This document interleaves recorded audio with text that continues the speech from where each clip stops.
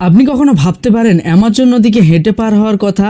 না কোনো নৌকা, না জাহাজ, না হেলিকপ্টার, শুধু পায়ে হেঁটে। পৃথিবীর সবচেয়ে ঘন জঙ্গল আর সবচেয়ে ভয়ঙ্কর প্রাণীদের মাঝে পায়ে হেঁটে। অ্যামাজন পৃথিবীর সবচেয়ে লম্বা নদী, যেটা 4000 মাইল পর্যন্ত প্রসারিত, যেটা পুরো দক্ষিণ আফ্রিকাকে দুই ভাগে ভাগ করে দেয়। এখানে পায়ে হেঁটে যাওয়াটা শুনতে কাল্পনিক লাগে, আর বাস্তবে এটা অসম্ভব। কারণ কিছুদিনের মধ্যে খিদে, অসুস্থতা, বিষাক্ত পোকামাকড়, কুমির, অ্যানাকন্ডার শিকার হয়ে যাবেন, না হলে হঠাৎ আসা বন্যাতে বয়ে যাবেন। কিন্তু তারপরও এটা একজন করে দেখিয়েছে।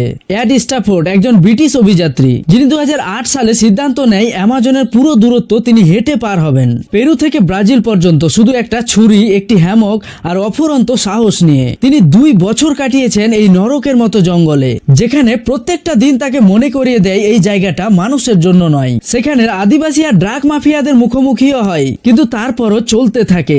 আর অবশেষে 2010 সালে এড স্টাফোর্ড হয় ইতিহাসের প্রথম ব্যক্তি যিনি অ্যামাজন নদী হেঁটে পার হয়েছেন।